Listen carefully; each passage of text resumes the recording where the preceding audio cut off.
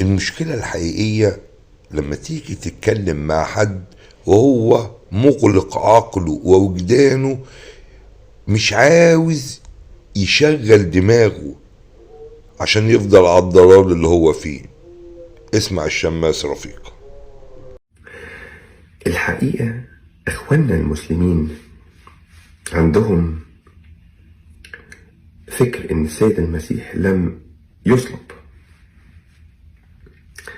أنا مش عايز أقول الآية دي عشان أأكد أو أنفي، لكن الآية قابلة للدراسة لأنها آية صعبة جدا جدا جدا. بتقول إيه الآية دي؟ في عبرانيين 5:7: الذي في أيام جسده إذن قدم بصراخ شديد ودموع طلبات وتضرعات بالقادر أن يخلصه من الموت، وصنع له من أجل تقواه.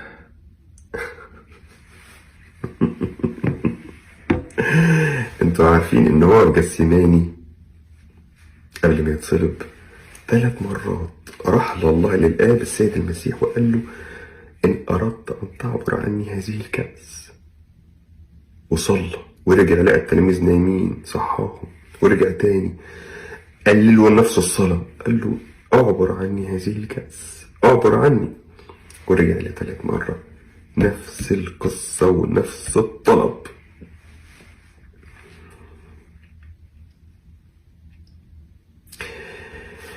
فهو كان بيطلب.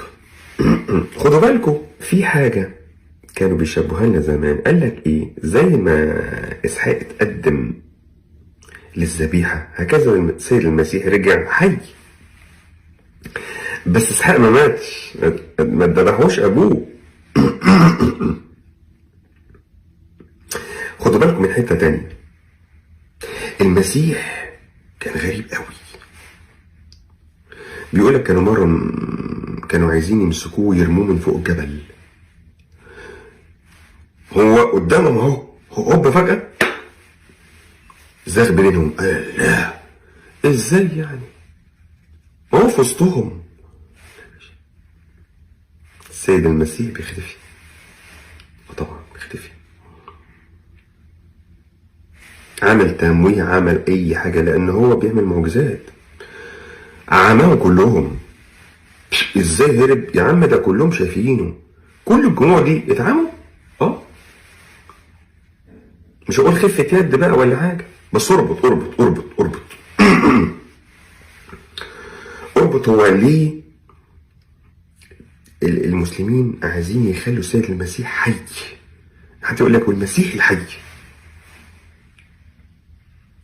هو اول حاجة بيحبوه، بيعشقوه. المثالي بيحبوا احسن مننا احنا كمسيحيين.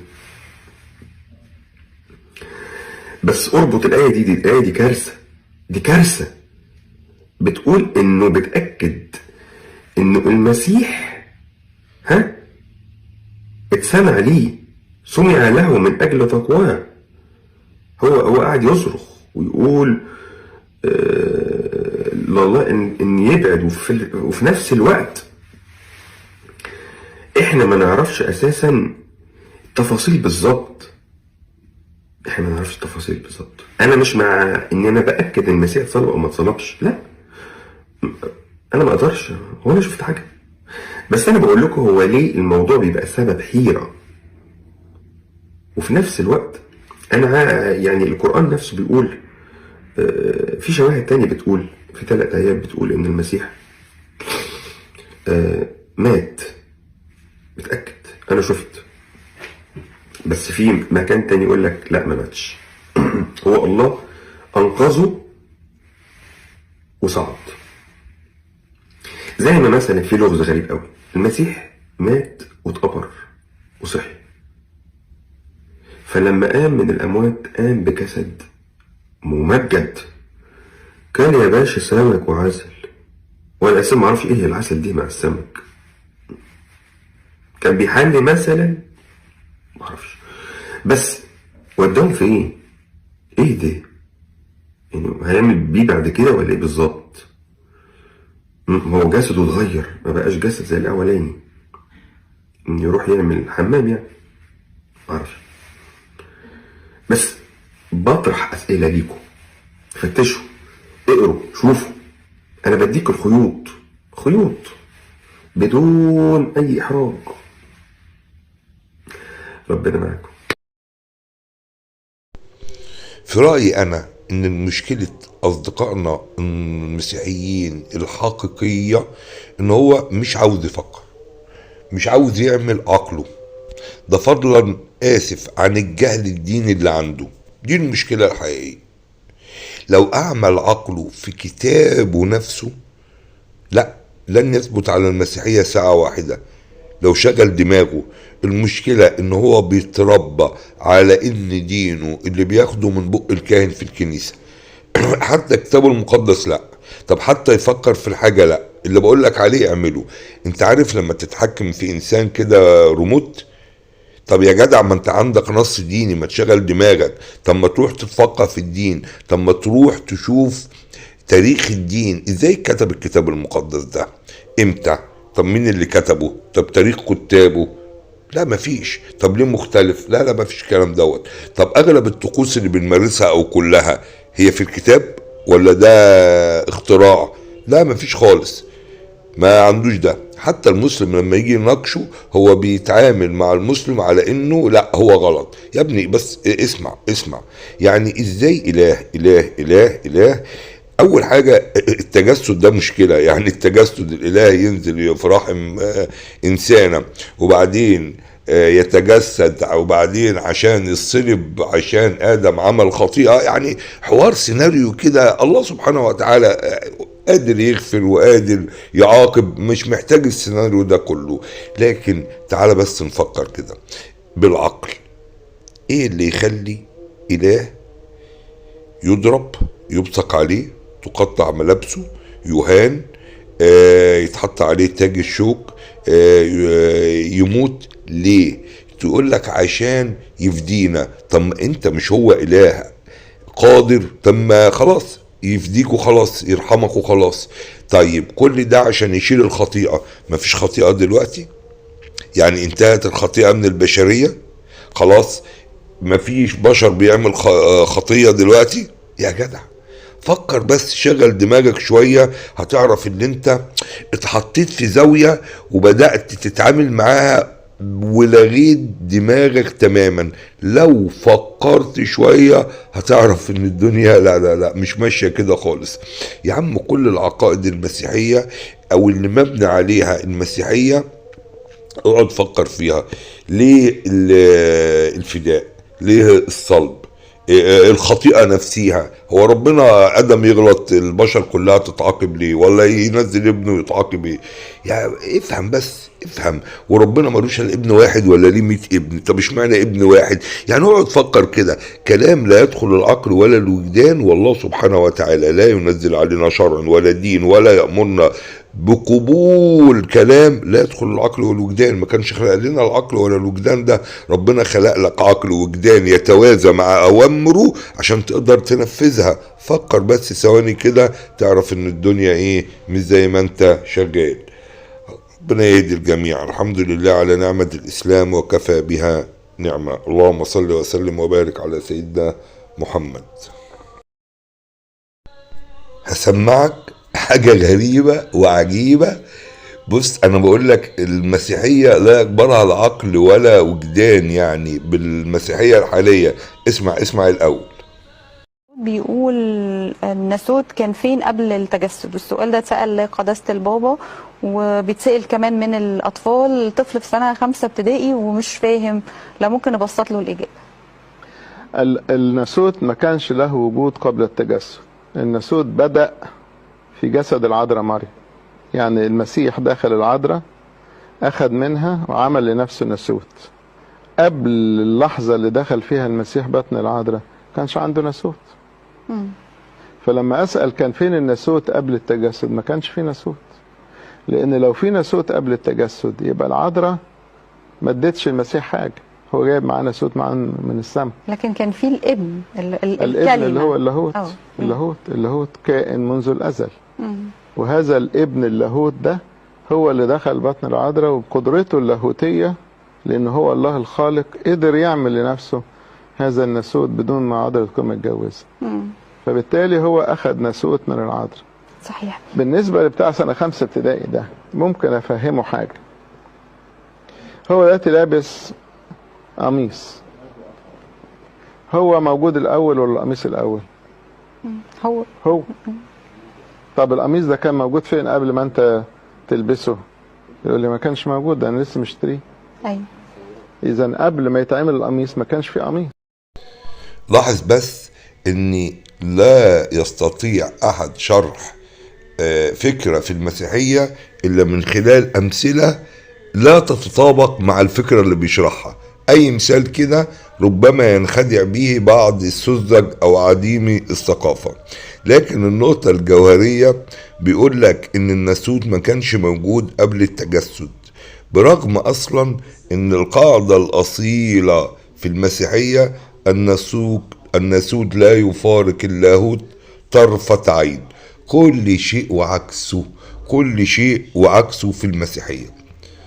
ده مين بيتكلم؟ الانبا رافائيل يا جدعان، ماشي. بيقول لك ما كانش موجود، وبعدين يقول لك ناسوت لا يفارق لاهوته. وبرضه ساعة الصلب كان فين اللاهوت، وساعة الموت كان فين اللاهوت، ماشي. ما هو فارق اهو، بقول لك كل شيء وعكسه. ولا حول ولا قوة إلا بالله. والله أسأل الله لهم جميعا الهداية. الحمد لله على نعمة الإسلام وكفى بها نعمة. اللهم صل وسلم وبارك على سيدنا محمد. السلام عليكم ورحمة الله وبركاته. لو صديق المسيحي درس تاريخ دينه لن يثبت على المسيحية ساعة واحدة. نسمع الشماس رفيق. أسرار الكنيسة السبعة. أسرار الكنيسة السبعة الحقيقة هم مش أساسا 7، هم كانوا 30 سر، وبعدين اتسخطوا بقوا كام؟ بقوا 11، ومن 11 اتسخطوا تاني بقوا 7.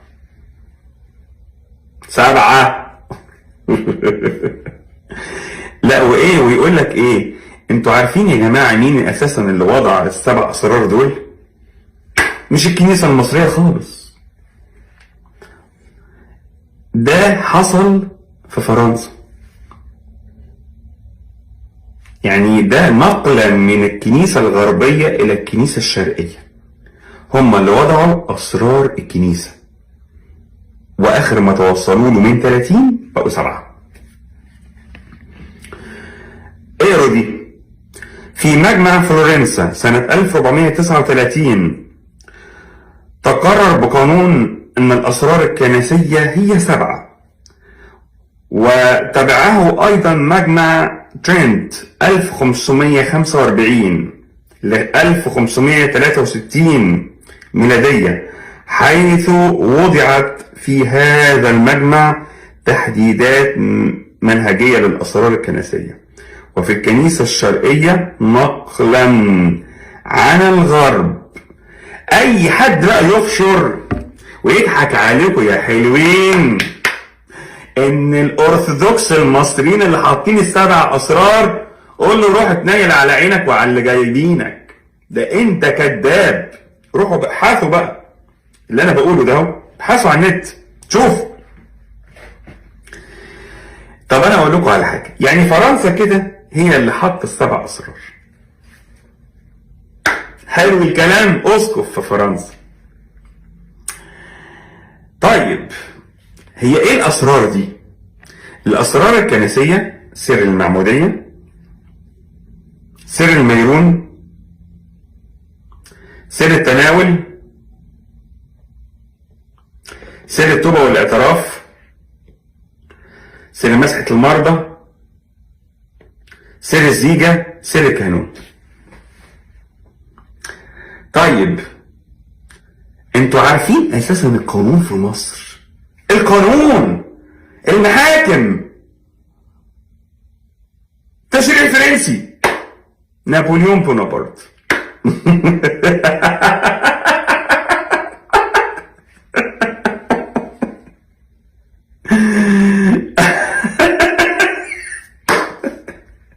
لا الغريب ايه بقى؟ الغريب انه حتى ابونا متى المسكين لما جه اجتهد وعايز يعمل اسرار للكنيسه طرقعوا له، قالوا انت بتستعبط، انت هبل ولا عبيط؟ طب يا جماعه، طب انا عايز اقول لكم على سر غريب قوي.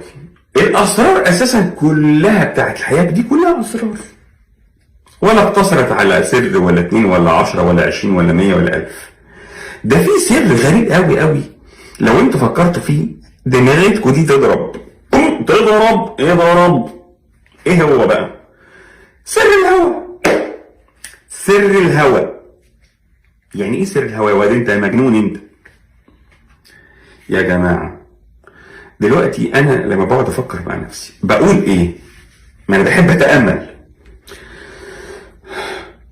بقول هو ليه من خلال الهوى احنا عايشين البشر، وليه الحيوانات والنبات وحتى الجماد الجزيئات بتاعته كلها لازم يكون داخل فيها الهوى؟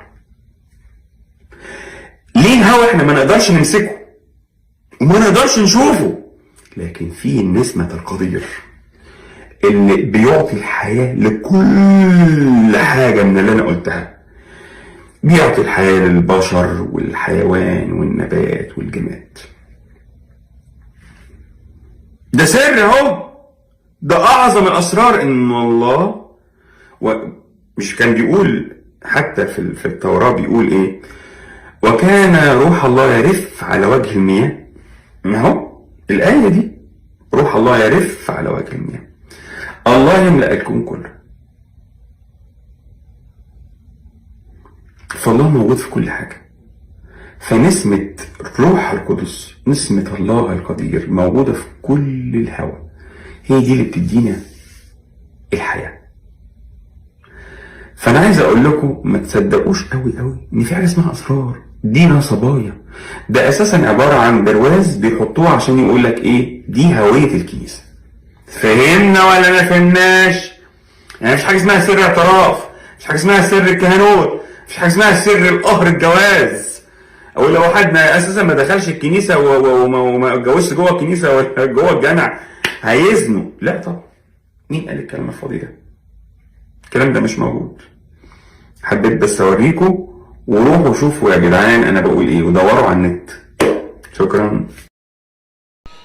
أكبر خطأ بيرتكبه صديقي المسيحي، أكبر خطأ بيعمله في حياته، إن هو لا يدرس تاريخ دينه. أيوة، تاريخ الدين، فضلا إنه لا يدرس الدين أصلا. ده أكبر خطأ. لو أنت تتبعت كيف ظهرت العقيدة المسيحية ومن أين جاءت بمصادرها، أنا بقول لك لن تثبت على المسيحية ساعة واحدة. يكفي إنك تعرف أن المسيحية كدين حالي ناتج تغيرات أقرتها المجامع عبر قرون. مش دين نازل من عند ربنا سبحانه وتعالى، مش أوامر الله سبحانه وتعالى، مش تشريع الله سبحانه وتعالى. بما في ذلك الأناجيل اللي انت بتتعامل معاها على انها كتاب مقدس.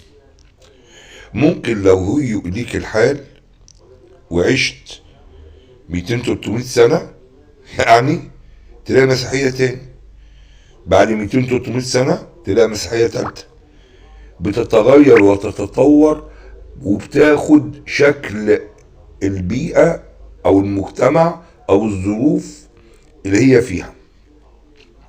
يبقى مش دين سماوي من عند الله سبحانه وتعالى. البشر بقى يعني بيزيدوا يشيلوا يحطوا فيه حسب اللي هم عاوزينه. بقول لك بما فيها الاناجيل اللي انت بتعتبرها كتاب مقدس. انا عاوزك تتتبع تاريخ المجامع اللي اقرت بعض الاشياء في المسيحية من اول نقية، اللي اقرت المسيحية بالشكل اللي انت شايفه ده، وقضت على المسيحية الحقيقية وتحارب اتباعها الحقيقية اللي بتعبد اله واحد، اللي بتقول ان سيدنا عيسى رسول النبي وهذا الصدق. معايا عاوزك تتبع تاريخ تلك المجامع، هتعرف انت ماشي ازاي بالظبط. تفقه او تعلم تاريخ المسيحية نشأت ازاي، وايه التغيرات اللي حصلت معاها، ومين غيرها، والاهداف، واغلبها اهداف بشرية، يعني جزء كبير منها سياسية وجزء كبير منها بغرض بقى السيطرة على الناس والمكاسب المادية. هتعرف الحقيقة. اتمنى لك الهداية. الحمد لله على نعمة الاسلام وكفى بها نعمة. لما يكون كل العقائد اللي مبني عليها دينك لا توافق لا عقل ولا وجدان، هيبقى ما إيمانك على أساس إيه؟ مؤمن بالدين على أساس إيه؟ مع الشماس رفيق نخلي تعليقنا في الآخر. لما أكل آدم وحواء من شجرة معرفة الخير والشر، الحقيقة كان بيفسرها بعض العلماء انه كانت الثمرة تفاح. شكله كان واكل كروم بكتير قوي قوي. واحد تاني قال لك لا دي ثمرة تانية. ايا كان يعني. فالدنيا اتهدت. ليه؟ لأن المسيح لازم ينزل ويتصلب عشان في حد أكل من الشجرة يعني وخالف وصية الله. كأن الله بيتحجج إنه ينزل ويتصلب. الحقيقة خلينا ماشيين عادي بنفس الكونسبت، أنا ما عنديش أي مشكلة. في حد غلط وقالوا انه الخطية او كسر كلام الله كان موجه لله غير المحدود، فالله الغير المحدود هو اللي لازم يكفر بنفسه، لان مش حد غير محدود غير الله بنفسه، فلازم يتجسد في البشر حتى يقدم تقدمة غير محدودة. ده اللي وصل لنا. لما المسيح نزل واتصلب ومات، طب ما في مشكلة هنا. هو دلوقتي مات من أجل اللي حصل قبل كده. حلو. هل هي دي الخطية الوحيدة يعني اللي هي تعبته قوي يعني ربنا؟ هي الخطية الوحيدة اللي نزل، وهي دي اللي كانت عاملة زي بكرة الخيط بتاع التليكو لما يجي كر وكله بعد كده وقع. يعني مفيش منطق أساسا في الموضوع بالنسبة لي أنا. شوف، بمعنى المنطق ده لو ده حصل عشان عملية الفداء اللي هم كانوا بيتكلموا عليها، انه المسيح لازم ينزل لانه بيمثل الله غير محدود. انا ما زلت اهو بقول السيد المسيح له المجد له كل الكرامة، ما زلت بقول انه كلمة الله الظاهر في الجسد، مفيش مشكلة. لكن ارجع اقول انه لازم بقى كده المسيح يتصلب تاني، ولا يخرب بيتك ليه يا ولد؟ لازم يتصلب تاني، لأنه في ناس صلبوه. كل دول ضالين، كل دول أهانوا الله، تفوا على وشه وضربوه وموتوه وقتلوه وخلقوه وحطوه في القبر. دخل يانا الله عشان هنموته. تبدو انها من القصص اللا معقولة.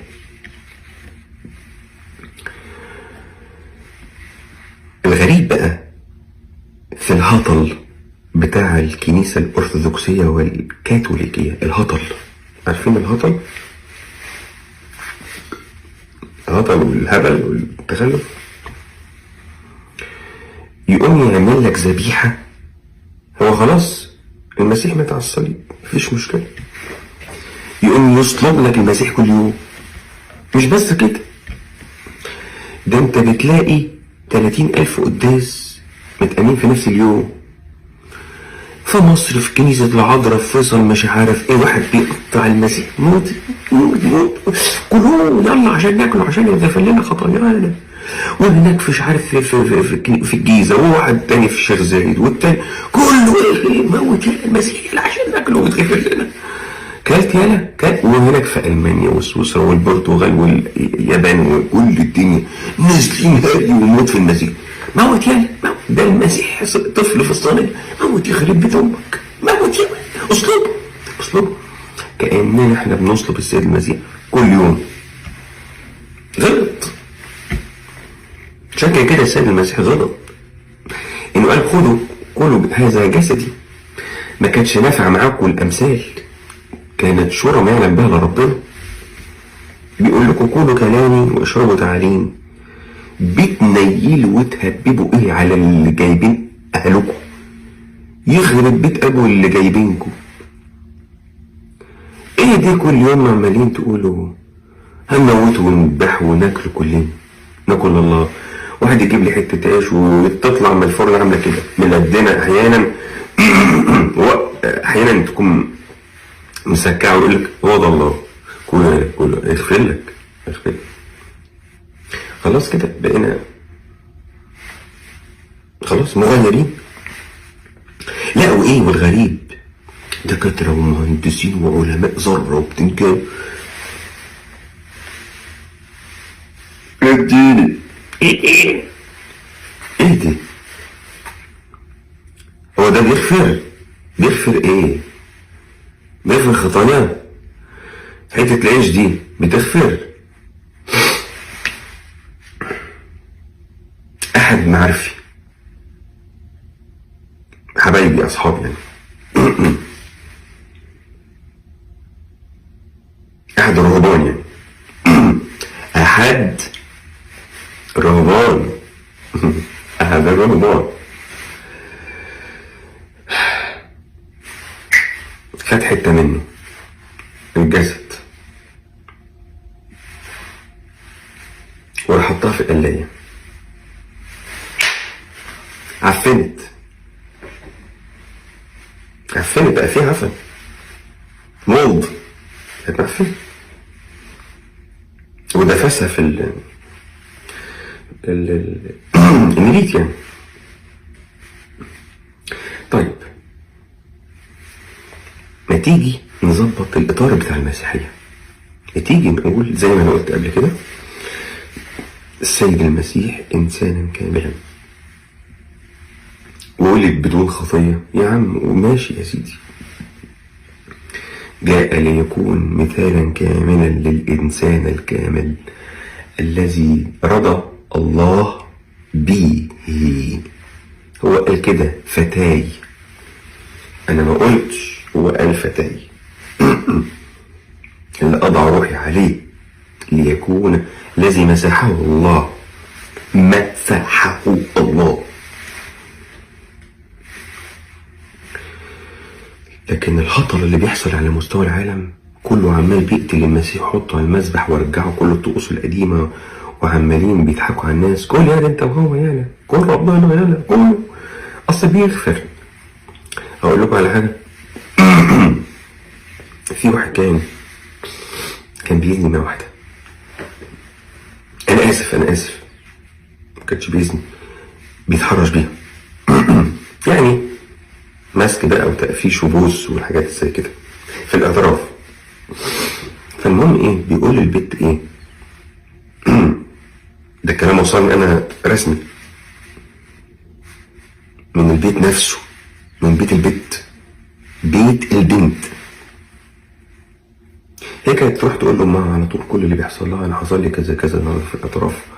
بنت صغيره يعني، ابونا بسني، ابونا مسك صدري مش عارف ايه، قعد يفعص كده يعني. فانا كنت بسيب نفسي ليه، لان يعني الثقه الكامله انه هو ابونا يعني. تجي بيقول لها ايه، انا بصراحه عايز ابطل الحاجات دي، انا عايز اتوب. قالت لي توب؟ ما هو ايه ده، هو ده كان غلط يعني ولا ايه يعني؟ لا يعني انا هقرا لنفسي التحليل ومش عايز اعمل كده تاني.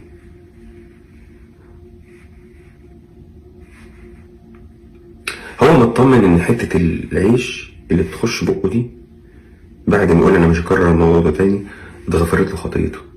غلط. كل اللي حصل ان احنا اتخرب بيت امنا بسبب التفكير والتعاليم الخاطئه في الكنيسه الارثوذكسيه. غلط. احنا وصل بينا الحال ان احنا بقينا شبه وثنيين وشبه كمان، لا ده احنا كمان ملحدين. الكنيسه الارثوذكسيه كنيسه ملحده. سمح ربنا ان نتكلم على رقبتي. اصل هقول الحق، لا اصل انا مش انا اللي بقول، انا ما فيش حد ورايا في ظهري، لا ده ربنا اللي قال لي اتكلم. انا جاي لي رسائل اتكلم وكذا مره اهرب. اتكلم كمل لف يا حبيبي. رسائل كتير، مش رساله واحده ولا اتنين. يا ريت نبص للناس التانية دي هما بيقولوا ايه. شوية المجانين دول اللي احنا بنقول عليهم اخواتنا المسلمين دول حبايبنا، اللي احنا عمالين نقول الوثنيين الانجاز الويل ويل ويل ويل في سرنا، دول اوساخ ولا هو محمد ومش محمد ماشي، وعائشة والتفخيز والبتنجان. قول انا قلت لكم حطوا نبيل الاسلام على جنب.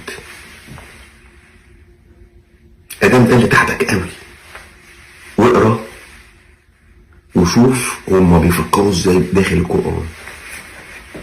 وبقول لك حاجه كمان تانية، اركن كل الاحاديث والبتنجان ده على جنب. اركن. خش وشوف مقارنات، وكمان شوف مقارنات تانية من كتاب التلمود اليهودي.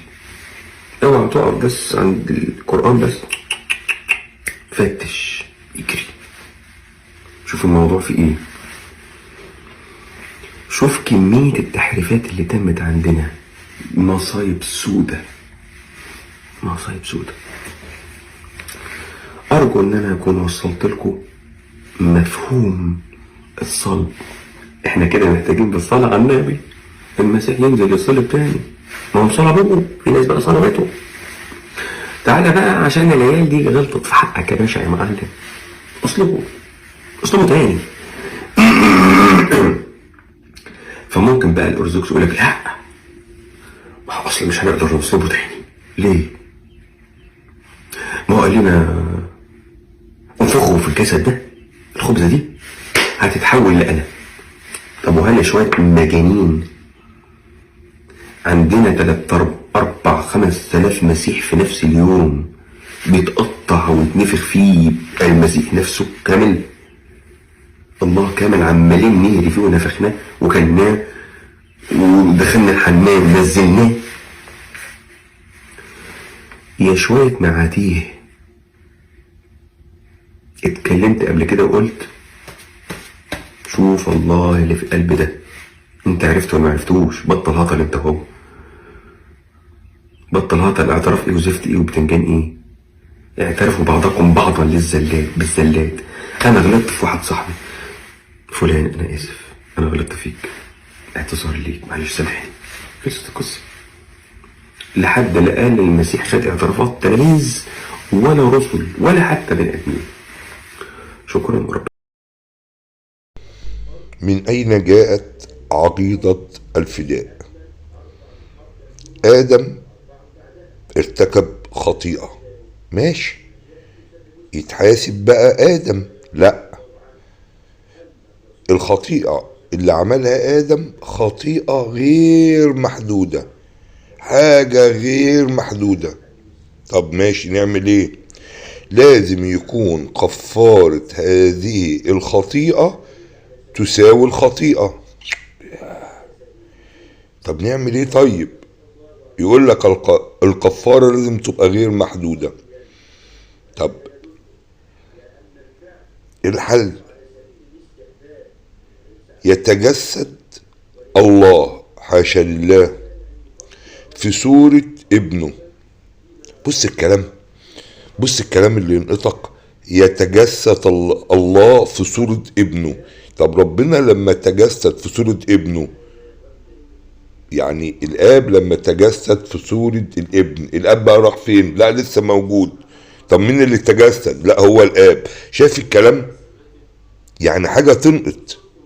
شايف العقل هنا يقف يبص كده، انتوا عاوزين ايه مني؟ انتوا بتقولوا ايه؟ طيب، وبعد ما يتجسد يصلب، يراق دمه. طب ليه؟ عشان يبقى عمل كفارة غير محدودة تتوازى مع الخطيئة غير المحدودة. اولا، اين العدل؟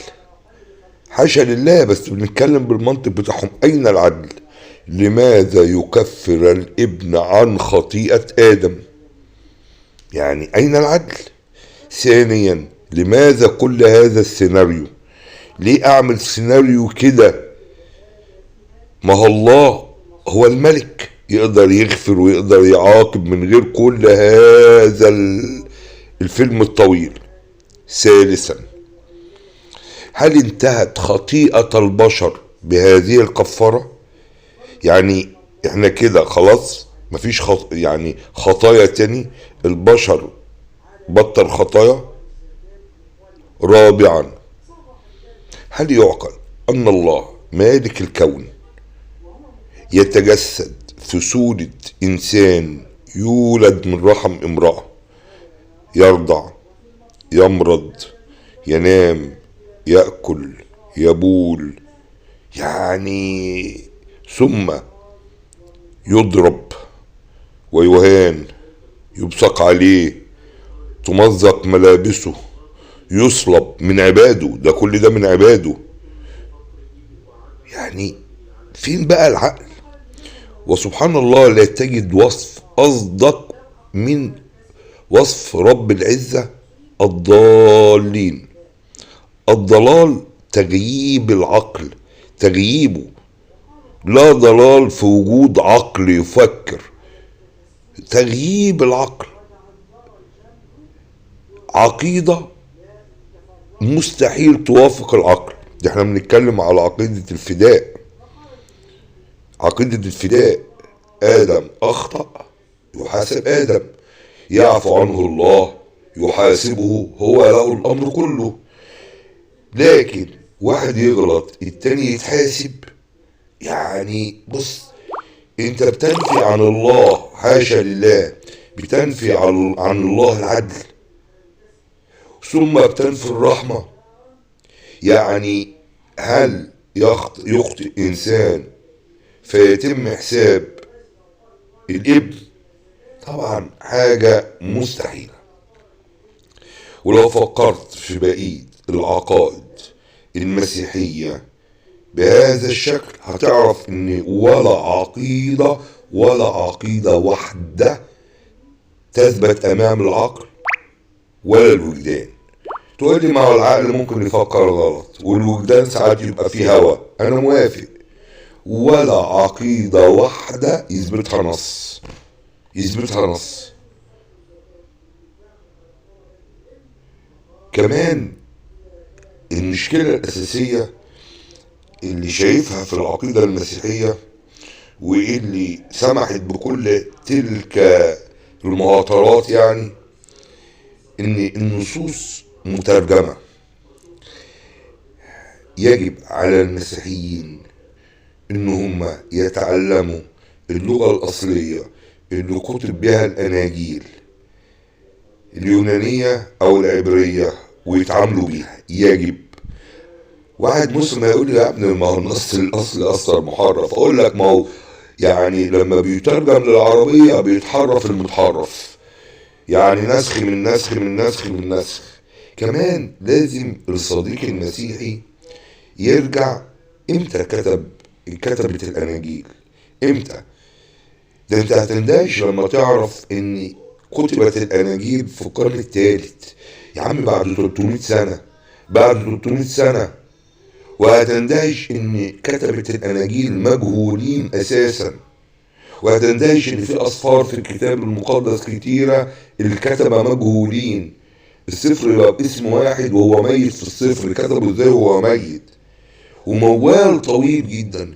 لكن الخدعة هنا في رأيي أنا هو تجهيل المسيحيين عن الكتاب المقدس حتى يكون المصدر الأساسي لتلقي دينهم هو الرجل اللي بيكلمه في الكنيسة. ربنا يهدي الجميع. الله